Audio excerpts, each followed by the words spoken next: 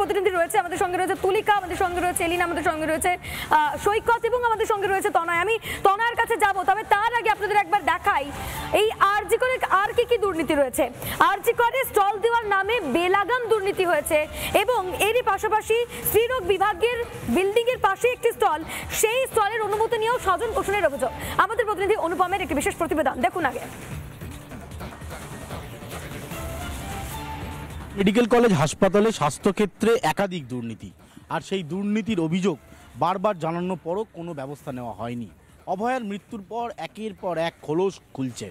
জানা যাচ্ছে শুধু স্বাস্থ্যক্ষেত্রে দুর্নীতি বা ইকুইপমেন্ট কেনার ক্ষেত্রে দুর্নীতি নয়, বেআইনিভাবে হাসপাতাল চত্বরের ভেতরে বিভিন্ন স্টল দিয়ে দিতেন এই প্রিন্সিপাল এবং তার অ্যাসোসিয়েটরা।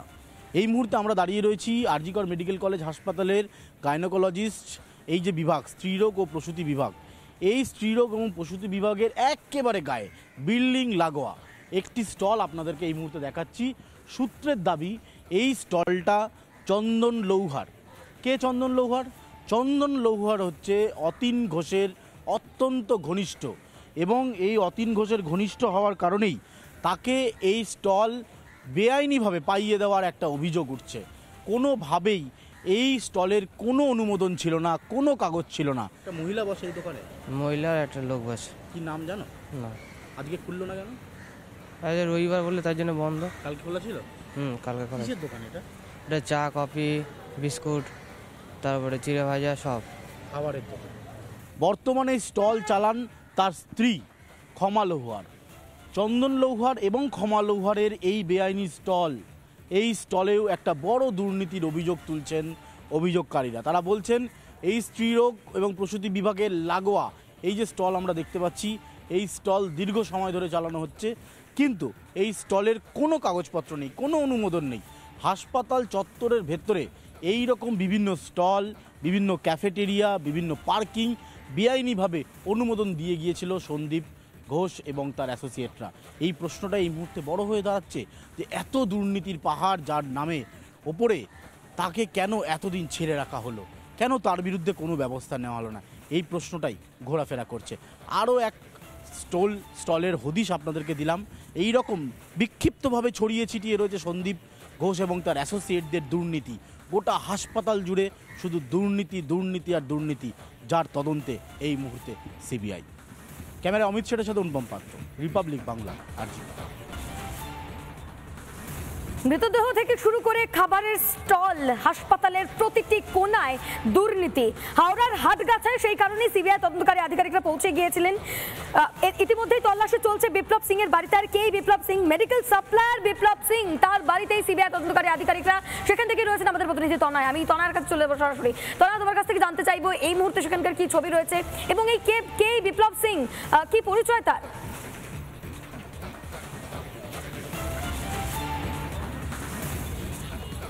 দেখো রুমকে, এই মুহূর্তে আগে ছবিটা আমি দেখাই যে ইতিমধ্যে কিন্তু যারা সিআরপিএফ এর জওয়ানরা তারা এই বাড়িটির সামনে রয়েছে। এই যে বাড়িটা দেখা যাচ্ছে লাল এবং হালকা হালকা সাদার উপরে, এই বাড়িটি কিন্তু মূলত হচ্ছে এই বিপ্লব সিংহ যার কথা বলা হচ্ছে, এবং এই বাড়িতেই সিবিআই আধিকারিকরা আজ সকাল ঠিক 8:45 নাগাদ ঢুকেছেন এবং এখনো পর্যন্ত যেমনটা ঘড়ির কাঁটা বলছে যে অনেকটা সময় অতিবাহিত হয়ে গিয়েছে এবং 5 ঘন্টারও বেশি সময় ধরে এই মুহূর্তে সিবিআই আধিকারিকরা তারা এখানে রয়েছেন। কিন্তু তুমি যে প্রশ্ন করলে যে কোথা থেকে বিপ্লব সিংহের লিঙ্কটা পাওয়া গেল, তুমি নিশ্চয়ই জানো যে আরজি কর মেডিকেল কলেজ হাসপাতালে প্রাক্তন যিনি অ্যাসিস্ট্যান্ট সুপার আক্তার আলী, এবং তিনি যে দুর্নীতির অভিযোগগুলো সামনে এনেছেন, যে 15টা অভিযোগের সামনে আসে, তার প্রেক্ষিতে দাঁড়িয়ে কিন্তু এই বিপ্লব সিংহের নাম আসে। যে বিপ্লব সিংহ তিনি নাকি আরজি কর মেডিকেল কলেজ হাসপাতালে মেডিকেলের যে সকল সরঞ্জাম রয়েছে তা সাপ্লাই দিতেন, অর্থাৎ ব্যবসায়িক স্বার্থে কিন্তু তার সঙ্গে নাকি সন্দীপ ঘোষের পরিচয় রয়েছে।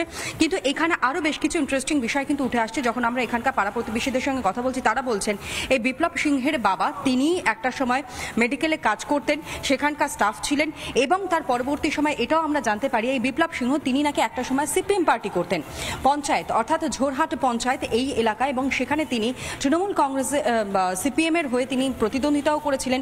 পঞ্চায়েত সদস্য হিসাবে তিনি যে লড়াই করেছেন, তারপর গিয়ে তিনি হেরে যান এবং পরবর্তী সময় তিনি আশ্রয় নেন তৃণমূল কংগ্রেসের। কিন্তু তৃণমূল কংগ্রেসে তিনি আশ্রয় নেবার পরই কিন্তু কার্যত দেখা যায় যে ফুলে ফেপে ওঠা যে বাড়ি, এই মুহূর্তে প্রাসাদোপম বাড়ি দেখা যাচ্ছে, এত সুবিশাল অট্টালিকা, এই বাড়ির সামনেটুকুনি দেখতে পাচ্ছি, কিন্তু পেছনের সাইডটা কিন্তু অনেকটা ছড়িয়ে রয়েছে এই বাড়ির।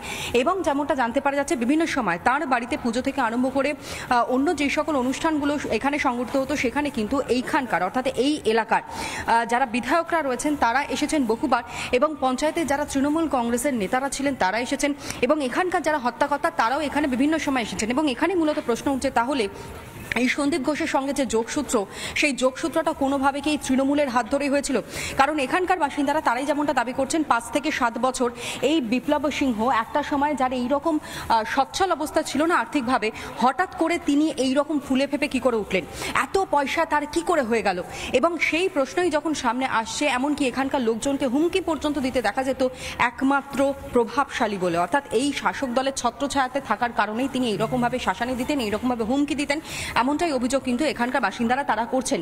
এবং এখান থেকে যেমনটা মনে করা হচ্ছে যে তৃণমূল কংগ্রেসের হাত ধরবার পর, এই ছত্রছায়া আসবার পরই কিন্তু বিপ্লব সিংহ তিনি সরাসরি ব্যবসা করতে পারেন এই আরজি কর মেডিকেল কলেজ হাসপাতালের সঙ্গে, যেখানে বুড়ি বুড়ি অভিযোগগুলো সামনে আসছে। এবং এখানে আরো একটা ইন্টারেস্টিং যেমনটা খবর আমরা পাচ্ছি, এই খবরের দিকে আমাদের নজর থাকবে। তনয়া, তুমি আমাদের সঙ্গে থাকো, আমাদের একাধিক প্রতিনিধি আমাদের সঙ্গে ছিলেন তনয়া, এলিনা এবং এরই পাশাপাশি সৈকত এবং তুলিকা, তোমাদের সকলকেই আপাতত ধন্যবাদ।